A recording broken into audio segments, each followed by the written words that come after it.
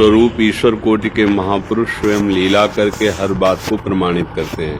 तो जैसे भगवान के श्रीमुख से निकला है कि अवश्य में वो भोक्तव्यम कृतम कर्म शुभाशुभम। तो भगवान और भीष्म जी, ब्रह्मा जी, धर्मराज जी, भगवान शंकर जी, ये इतना भी अंतर नहीं है। नारद जी जैसे ना, ये महाभागवत जो 12 महाभागवत हैं, ये साक्षात भगवान के ही अवतार हैं। तो एक एक शब्द का प्रमाण मिलता है। अवश्य में भोक्तव्यम, तो बोले भीष्म जैसे महापुरुष को भी भोगना पड़ा। अहम तो हम स्वरूप पापेभ्यो मोक्षयिष्यामि मां शुचा, तो वैश्यागामी बिल्व मंगल जी, इसी जन्म में जगत पूज्य बिल्व मंगलाचार्य जी, घोर वैश्या जो पापाचरण करती है, रंगनाथ जी भगवान ने सर झुका दिया और मुकुट पहनाए इसके।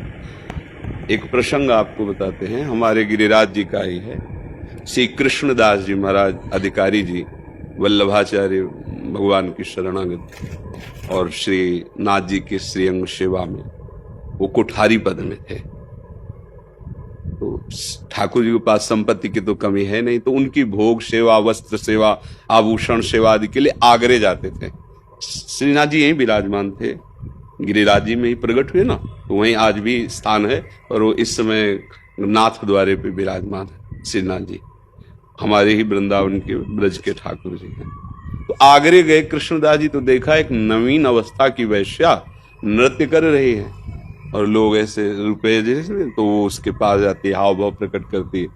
और वो संत थे कृष्णदास जी, वो ऐसे देखे, जब भीड़ इकट्ठा होती तो लगता क्या हो गया, तो वहां गए तो देखा वैश्या नृत्य करे, नवीन अवस्था की वैश्या। बहुत एकाग्रता से देखा, इतनी हाव भाव, इतनी मधुरवाणी, इतना सुंदर नृत्य, ये तो हमारे लालजू को रिझा सकती है। तो उस समय 100 मुद्रा निकाली है बाबा जी, 100, वो तो अधिकारी है। देखते ही वो तो नजदीक आ गए भैया,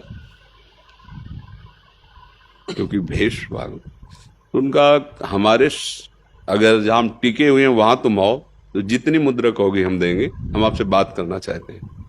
तो जैसे आपके आगे, आप कहाँ टिके, हमें अपने परिकर से तो वहां गए, उनको कि आप इस राग में गाइए, आप इस राग में गाइए। वो बड़ी प्रवीण थी गाया।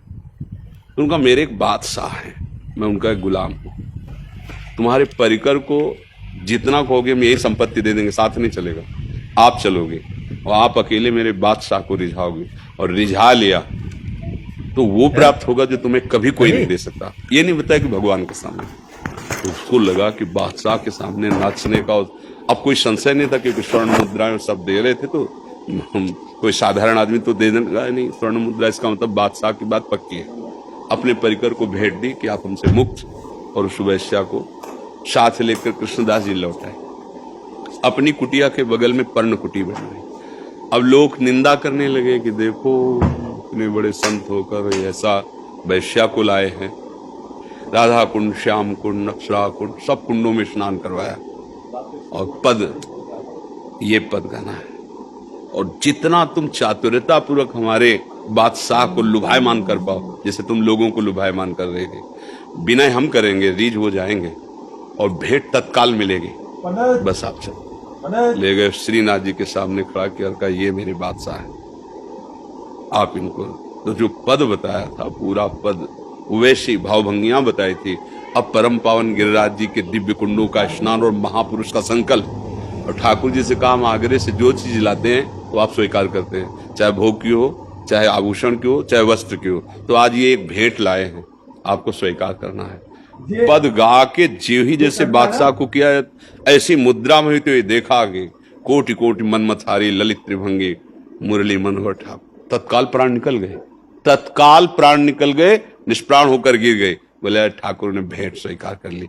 अब बोलिए, जो वैश्या है, अभी कोई साधना नहीं हुई, भगवान के शरणागत भक्त की बात मान ली, और वो भगवान के सामने भक्त का संकल्प और भगवान की कृपा क्षण में परम पद को प्राप्त हो गई।